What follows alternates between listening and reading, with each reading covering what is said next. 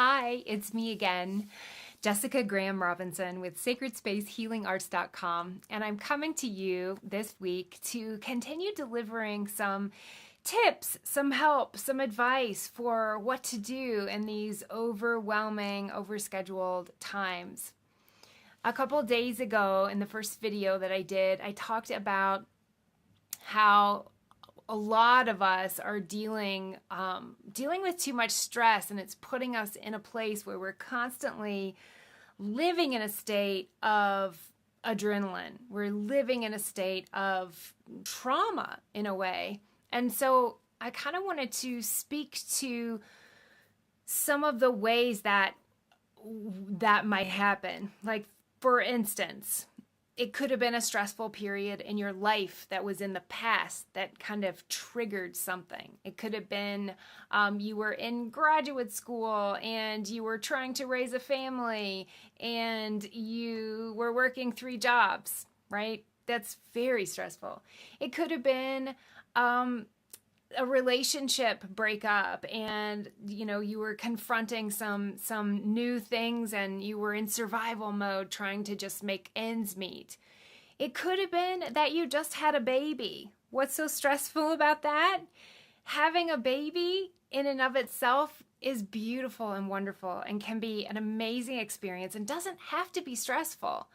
But for many of us, because we don't live in a culture where our mothers are honored and respected and taken care of like they are in other cultures, it can set up a dynamic that is very unhealthy, where the mother isn't really taken good care of and has to take care of herself and the baby and try to worry about when she's going back to work or if she's even getting to take time off work. Those kinds of things. So it's very important that when a woman is pregnant, when she is birthing, and when she is in that very special postpartum period, so about 40 days after the birth of the child, it's really important that she is held, that she is supported, that she is nurtured as if she were the baby because of everything she's been through. And like I said, in our culture, that's not something that is often found. It's not something that is revered. And so it sets up a dynamic for postpartum stress disorder, which can also manifest as postpartum depression or postpartum aggression. Like, there's so many different ways that it can manifest. And so regardless of what the situation was that may have triggered this state of stress in you, and you may not be there anymore, or you might be still in survival mode, but the thing is, once your body, your mind, your emotions, once you get kicked into that gear, it's not so easy to just step out of it. It's not so easy, even though mentally you might understand very much that you're not there anymore, that you don't have to worry about putting food on the table because it's happening, that you don't have to worry about your survival or your kids' survival. But because you went through it and that was triggered in you, it's very often the case that it's not so easy to just step out of it, like I said. So you may find that even though everything is running pretty smoothly in your life, you still feel like you're in that place of desperation, of agitation, of frustration.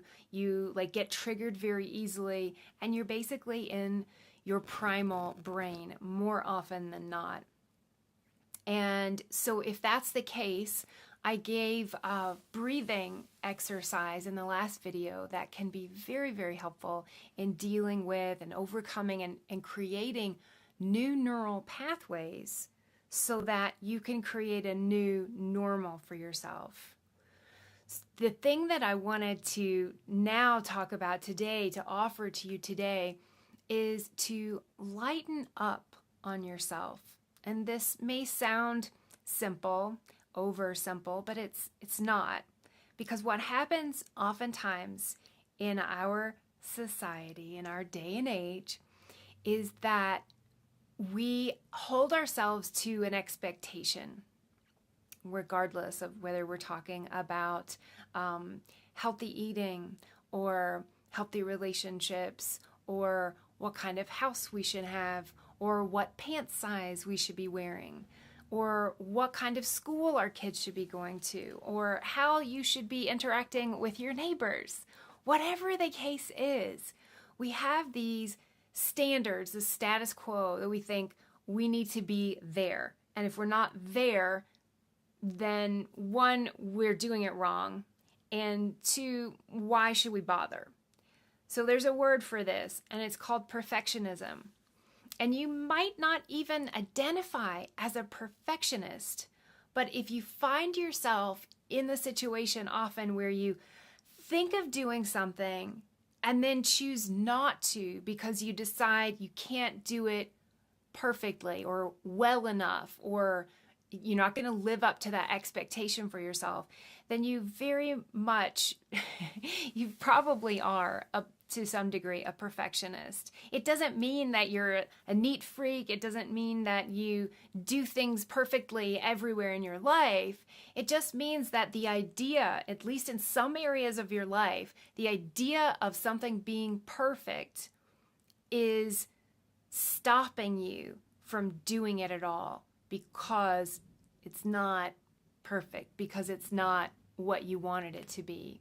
So, for instance, I'll give you a couple of scenarios. One might be that how you and your family eat right now is not how you want to eat, and you know you want to be eating healthier meals. You know you want to be doing that for yourself, and for your children. But you're not doing it because it feels like such a giant step. It feels like you might not know what to eat. Like, what if you do it wrong? What if you mess up? Well, that's just silly. Although I understand that way of thinking because I do it myself in different areas, it's really silly because we stop ourselves from making any change that might be good at all. So what sense does it make to bake a cake and then the cake is not... like for whatever reason, it's not as perfect, you get it all frosted, you make it just right, and it's just not perfect, so you toss it in the garbage. That doesn't happen. I mean, maybe it does, but that kind of thing's not going to happen to me, because I would still eat the cake. But my point is, oftentimes we stop ourselves from having the happiness and the health that we need in the moment, or that we want in this moment, in this part of our lives, because we're hung up on some idea of what it needs to look like. So the same thing could happen with, your pant size. Let's say you want to lose 20, 30, 40 pounds, but you see the gap it feels so big, right? It's one thing for it to be, this, but then over time, that gap gets bigger and bigger when we don't really address it. And then it feels so overwhelming that you think, what's the point in having a salad for dinner tonight? What difference is it going to make? And then you get into that mindset, and then it goes to 50 pounds, 60 pounds, 70 pounds, right? I know.